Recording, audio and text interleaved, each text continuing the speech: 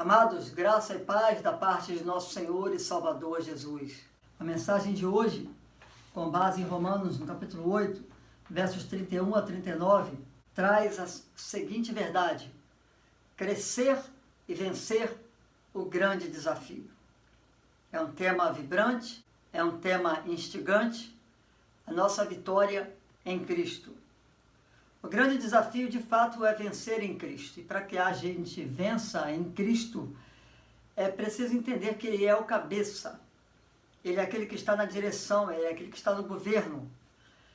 Em Efésios, no capítulo 4, verso 15, está escrito: em vez disso, falaremos a verdade em amor, tornando-nos em todos os aspectos cada vez mais parecidos com Cristo, que é a cabeça. O crescimento deve ser assim: um crescimento em amor, um crescimento em verdade, onde a liberdade e a consciência da herança de Cristo nos levam à vitória.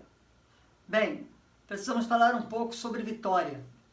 Ao analisarmos em qualquer dicionário, vamos ver algo mais ou menos assim: ato ou efeito de vencer o inimigo ou competidor em uma guerra, batalha. Triunfo ou êxito brilhante em qualquer campo de ação. Bom êxito, sucesso, vantagem. É claro que se nós compararmos esse conceito humano, esse conceito que o dicionário apresenta, com o que a Bíblia apresenta, veremos que há uma disparidade de pensamento. São pensamentos contrários, porque a vitória pela Bíblia não traz simplesmente ou sempre a ideia de vantagem, de êxito, de sucesso. A vitória, ela tem um outro aspecto. Na verdade, na época de Jesus, os judeus queriam encontrar uma vitória, alcançar a vitória, tendo um rei que trouxesse a vitória sobre os romanos através da guerra. E nós vimos que Jesus trouxe a vitória através do amor. Jesus se deu por nós. Em Marcos 8,35 está escrito: se tentar se apegar à sua vida, a perderá, mas se abrir mão de sua própria vida por minha causa e das boas novas, a salvará. Nem sempre a vitória é sinônimo ou pode ser conceituada como algo que traga vantagem, ou vitória aparente, ou sucesso, ou êxito. Em Mateus capítulo 5, verso 39 a 41, nos é dito assim na palavra de Deus: eu, porém, lhes digo que não se oponham ao perverso. Se alguém lhe der um tapa na face direita, ofereça também a outra. Se você for processado no tribunal e lhe tomarem a roupa do corpo, deixe também a capa. Se alguém o forçar a caminhar 1 milha, caminhe 2. Então Jesus ensinou aos seus discípulos que somente seriam grandes se eles se tornassem servos. E o que Jesus ensinou aos seus discípulos? Que a exaltação vem através da humilhação. Isso está em Mateus 23:12. Essas coisas, claro, parecem contraditórias, mas nós vemos essas coisas como contraditórias porque analisamos pelo prisma humano. E a mentalidade humana é completamente diferente da mentalidade dos pensamentos de Deus. A verdade nua e crua, que mesmo diante da derrota, nós somos vencedores em Cristo Jesus. Justamente por isso, em Apocalipse, no capítulo 3, verso 21, está escrito: o vitorioso se sentará comigo em meu trono, assim como fui vitorioso e me sentei com meu Pai em seu trono. Esse texto de Romanos, capítulo 8, de 31 a 39, é fantástico. Ele trata de 2 aspectos básicos. De 31 a 34 vai falar que não há condenação. Do versículo 35 a 39 vai falar que não há separação. Então, queridos, nós precisamos entender que nada pode nos separar e nada pode nos condenar. Mas existem alguns inimigos que tentam tirar de nós a paz. Tentam tirar de nós a visão de crescimento e de vitória em Cristo Jesus. Tentam tirar de nós a visão de que Jesus é o cabeça. Vamos então analisar alguns inimigos. Alguns inimigos que tiram de nós o desejo da vitória. Qual é a nossa vitória? De acordo com Romanos, capítulo 8, são 3 as vitórias em nossa vida que precisam ser almejadas e colocadas em prática. A primeira é a vitória sobre o pecado. Versos 31, 32 e 33, Romanos 8. Que pois dizer diante de coisas tão maravilhosas? Se Deus é por nós, quem será contra nós? Se ele não poupou nem mesmo o seu próprio filho, mas o entregou por todos nós, acaso não nos dará todas as outras coisas? Quem se atreve a acusar os escolhidos de Deus? Ninguém. Pois o próprio Deus nos declara justos diante dele. Então a vitória sobre o pecado é algo que precisa ser fortalecido em nosso coração. Em Romanos 6, 23, a Bíblia fala que o salário do pecado é a morte. Mas a Bíblia diz que Jesus se fez pecado por nós. Na segunda carta de Paulo aos Coríntios, capítulo 5, verso 21, está escrito: pois Deus fez de Cristo aquele que nunca pecou, a oferta por nosso pecado, para que por meio dele fôssemos declarados justos diante de Deus. Jesus morreu por nossos pecados, para que nós fôssemos declarados justos diante de Deus. Em 1 Coríntios 15, 3, está escrito: eu lhes transmiti o que era mais importante e o que também me foi transmitido. Cristo morreu por nossos pecados, como dizem as Escrituras. Jesus riscou a cédula, pagou a dívida, rasgou a promissória que era contra nós. E é justamente por isso que Paulo diz aos Colossenses, capítulo 2 da carta de Paulo aos Colossenses, versículos 13 e 14. Vocês estavam mortos por causa de seus pecados e da incircuncisão de sua natureza humana. Então, Deus lhes deu vida com Cristo, pois perdoou todos os nossos pecados.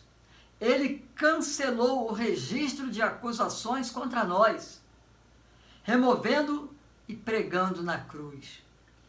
Queridos, é importante entendermos isso, que Jesus quitou a dívida que havia contra nós. Não devemos nada a ninguém, porque em Cristo Jesus fomos perdoados e a nossa dívida foi completamente paga. Então temos sim a vitória sobre o pecado. É curioso e instigante o pensamento de Octavius Winslow, que diz assim: Jesus quitou a dívida, rasgou o escrito da dívida, encravou-o na cruz. Quem entregou Jesus para morrer? Não foi Judas, por dinheiro, nem Pilatos por medo, nem os judeus por inveja, mas Deus por amor. Em Romanos 8, 32 está escrito: se ele não poupou nem mesmo o seu próprio filho, mas o entregou por todos nós, acaso não nos dará todas as outras coisas? Inclusive a vitória sobre o pecado. Nós recebemos a vitória sobre o pecado através da morte e ressurreição de Jesus, mas com um propósito bem definido, de sermos livres para trabalharmos, para servirmos ao próprio Deus. Curioso é que no texto de Romanos 8, versículo 33, Jesus é apresentado como nosso advogado. Nos diz assim o texto: quem se atreve a acusar os escolhidos de Deus? Ninguém, pois o próprio Deus nos declara justo diante dele. Em Romanos 8, verso 1, está escrito: agora, portanto, já não há condenação para os que estão em Cristo Jesus. Por isso, ninguém pode condenar o povo de Deus, os servos, os escolhidos, os eleitos de Deus, porque o juiz supremo já os absolveu. Há a vitória sobre o pecado. Em segundo lugar, a nossa vitória sobre as tribulações. Verso 35.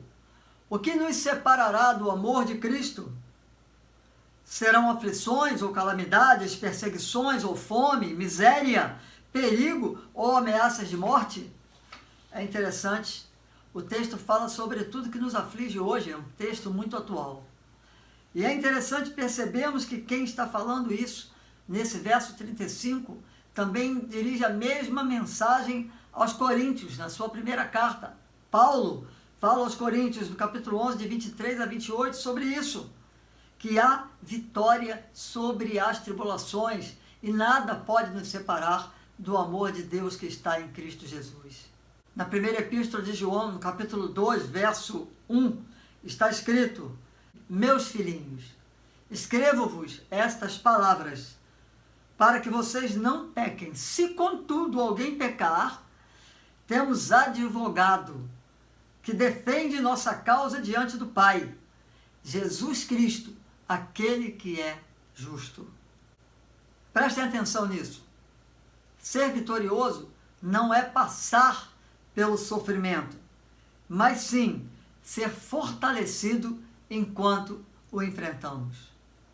As tribulações vêm justamente para nos provar isso, que em Jesus, ao enfrentarmos os sofrimentos, teremos a vitória sobre esses sofrimentos, sobre as tribulações ou sobre qualquer outra coisa que tente nos separar e nos afastar da presença e do amor de Deus que estão em Cristo Jesus. E mais, o sofrimento nos mostra que o amor de Jesus pode nos curar. Nós já vimos que Jesus está sentado no trono com Deus no céu, na eternidade, intercedendo por nós. E Paulo registra isso de uma forma magnífica aos Colossenses. Na carta de Paulo aos Colossenses, capítulo 3, verso 1, está escrito: uma vez que vocês ressuscitaram para uma nova vida com Cristo, mantenham os olhos fixos nas realidades do alto, onde Cristo está sentado no lugar de honra à direita de Deus. Às vezes nós não entendemos os propósitos, o modus operandi de Deus. A Bíblia diz que os pensamentos dele estão acima dos nossos pensamentos e a verdade. Por exemplo, em Atos no capítulo 7, versos 55 e 56, ao registro da morte de Estevão, diácono, homem cheio de Deus e do Espírito Santo, e na execução de Estevão, Jesus estava ali intercedendo por ele. Mas Estevão, cheio do Espírito Santo, olhou firmemente para o céu e viu a glória de Deus, e viu Jesus em pé no lugar de honra à direita de Deus. Olhem, disse ele, vejo os céus abertos e o Filho do Homem em pé no lugar de honra à direita de Deus. Jesus é aquele que nos faz vencer o sofrimento, porque ele está intercedendo por nós à direita de Deus, e será assim até que ele busque a sua igreja. Que visão maravilhosa Estevão teve de sua morte. Ele estava ali à beira da morte, viu Jesus à direita de Deus, porém em pé, intercedendo por sua vida. E ainda é assim que Jesus faz, está à direita de Deus intercedendo por nós, para que tenhamos a vitória sobre os sofrimentos. É interessante que Jesus não livrou Estevão da morte, mas ele esteve ali presente, fortalecendo aquele servo fiel, para que ele pudesse suportar o sofrimento. E o interessante é que naquele momento crucial, Jesus, que estava ali intercedendo por ele, que também intercede por nós, mostra um testemunho impactante. O capítulo 8 de Romanos, verso 1, diz assim: Saulo concordou inteiramente com a morte de Estevão. No entanto, Deus usou aquele momento impactante na visão do caminho de Damasco para mudar completamente o rumo, a história, a vida de Saulo. A partir daquele momento que poucos podiam entender, o grande perseguidor do Evangelho passou a ser o grande perseguido por amor ao Evangelho. Então, algo que aos olhos humanos parecia ser uma grande derrota, converteu-se em extrema vitória. Paulo escreveu quase a metade do Novo Testamento. Quando nós lemos em Efésios 2, de 4 a 6, é algo de emocionar. Mas Deus é tão rico em misericórdia e nos amou tanto que, embora estivéssemos mortos por causa dos nossos pecados, Ele nos deu vida juntamente com Cristo. É pela graça que vocês são salvos, pois Ele nos ressuscitou com Cristo e nos fez sentar com Ele nos domínios celestiais, porque agora estamos em Cristo Jesus. Podemos entender sim que a vitória é suportar a aflição, porém com alegria no coração.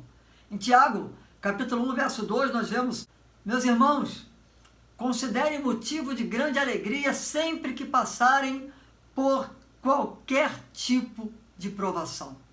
Queridos, qualquer tipo de provação tem que trazer a nós motivo de grande alegria. Nossa terceira vitória, a vitória contra os nossos verdadeiros inimigos, versículos 38 e 39, nos dizem assim: estou convencido de que nem morte, nem vida, nem anjos, nem demônios, nem o que existe hoje, nem o que virá no futuro, nem poderes, nem altura, nem profundidade, nada em toda a criação jamais poderá nos separar do amor de Deus revelado em Cristo Jesus, nosso Senhor. É importante demais entendermos essa passagem bíblica, queridos, porque às vezes nós pensamos que os nossos inimigos são humanos. Na verdade, existem 3 terríveis inimigos. Primeiro grande inimigo a ser vencido é o tempo. Só que esse inimigo já foi vencido na eternidade. Minhas ovelhas ouvem a minha voz, eu as conheço, elas me seguem. Eu lhes dou a vida eterna e elas nunca morrerão. Ninguém pode arrancá-las de minha mão, pois meu Pai as deu a mim. E Ele é mais poderoso que todos. Ninguém pode arrancá-las da mão de meu Pai. O Pai e eu somos um. João 10, de 27 a 30. O segundo grande inimigo que tem que ser vencido para que tenhamos vitória sobre os grandes inimigos de nossa vida são os anjos decaídos. Os anjos decaídos foram vencidos por Jesus na cruz. Justamente por isso que Paulo registra na carta aos Colossenses, capítulo 2, 15. Desse modo, desarmou os governantes e as autoridades espirituais e os envergonhou publicamente ao vencê-los na cruz. Não há o que temer. Esses grandes inimigos foram vencidos na cruz. Jesus os venceu. Quando ele venceu a morte, quando ele venceu a dor, quando ele venceu o escárnio, as aflições do corpo humano por amor a nós, e ele ali venceu os anjos caídos. O terceiro inimigo, e a vitória que precisamos ter, é sobre a morte. Jesus venceu a morte em sua ressurreição. O que parecia aos olhos humanos ser uma derrota, se converteu em uma grande vitória. Jesus parecia ter sido derrotado, mas a verdade é que ele venceu, porque quando ele venceu a morte, ele tirou o poder daquele que detinha até aquele momento o poder sobre a morte.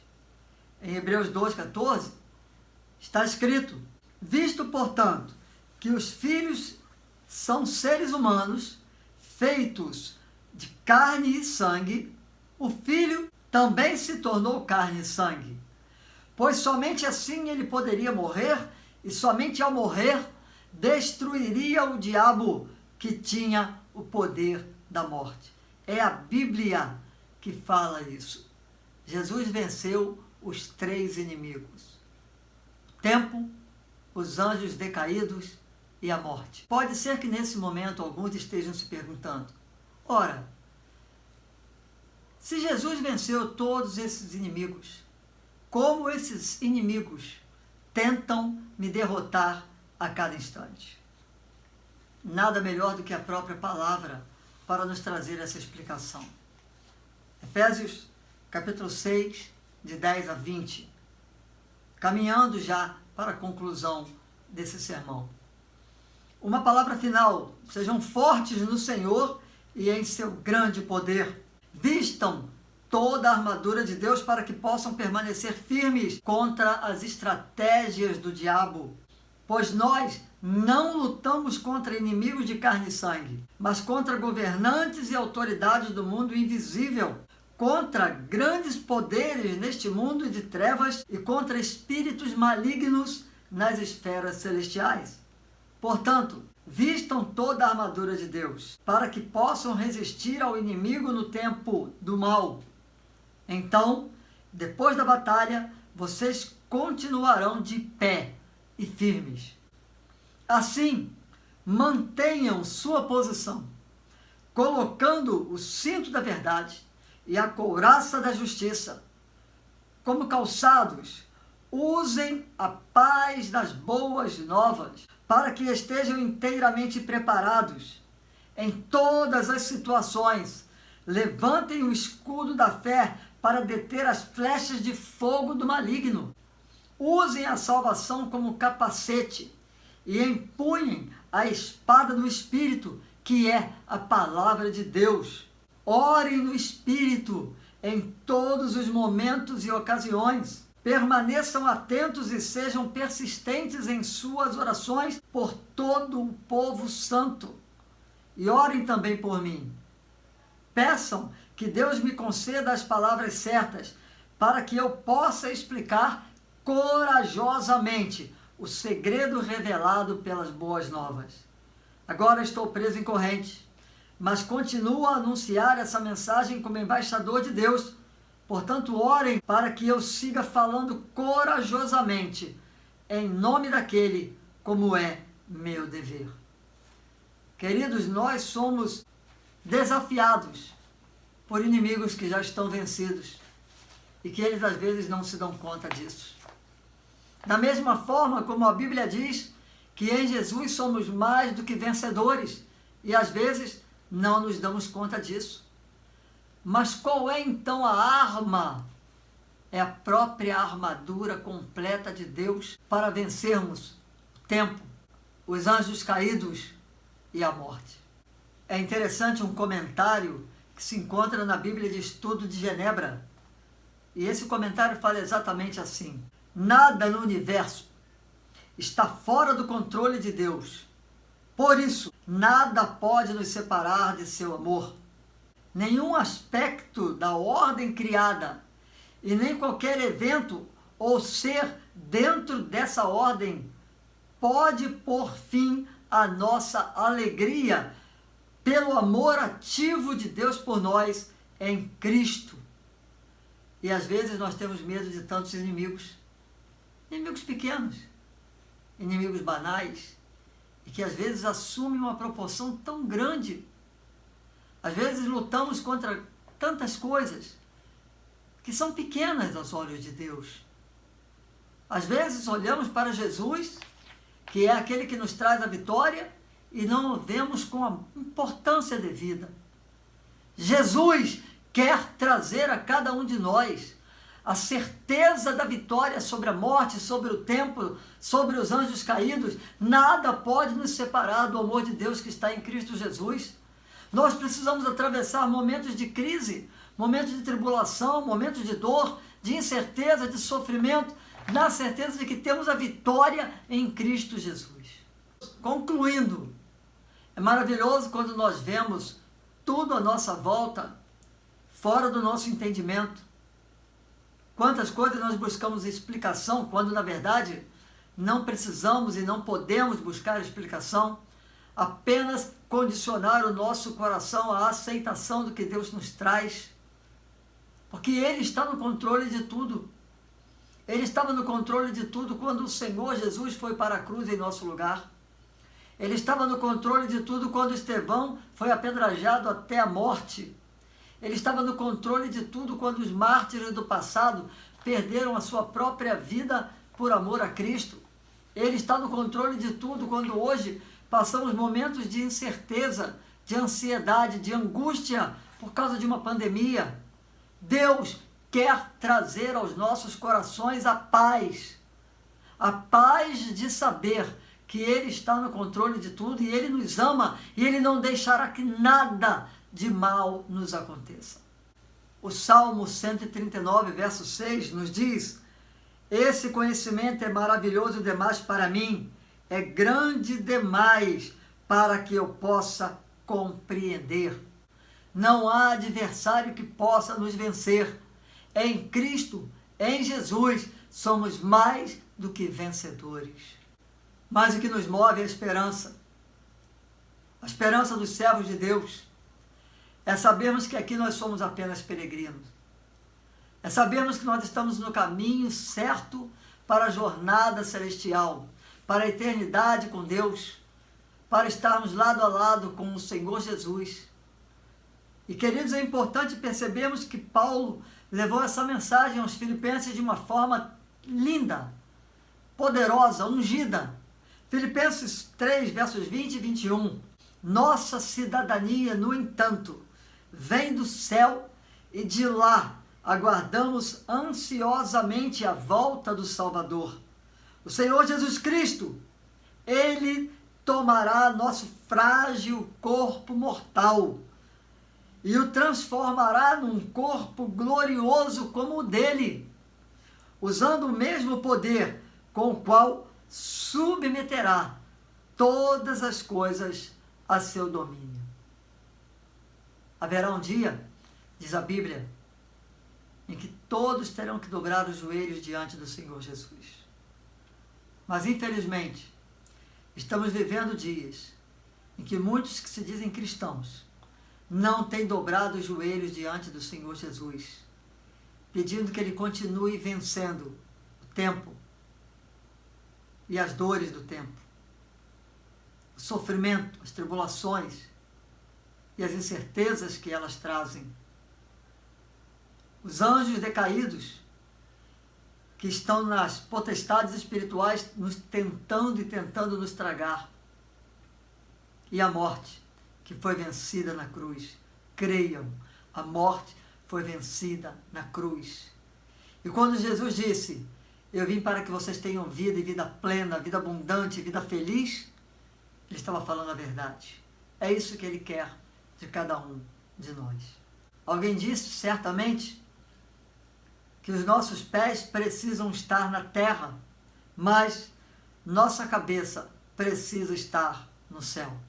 Somos cidadãos da terra, mas nos preparando para morar na eternidade com Deus, com o Senhor Jesus e com o seu Espírito Santo.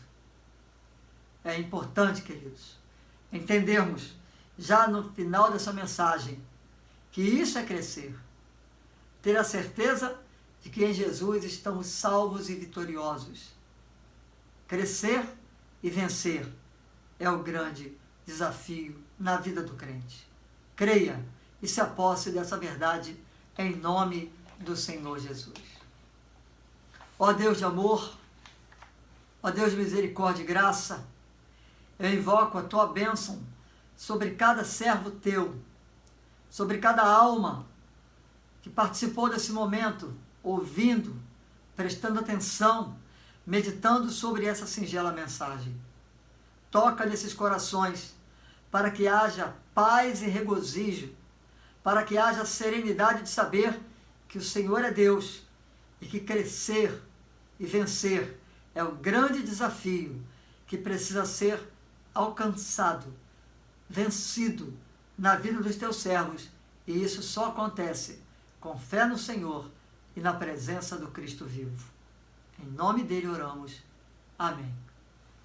Que Deus os abençoe poderosamente.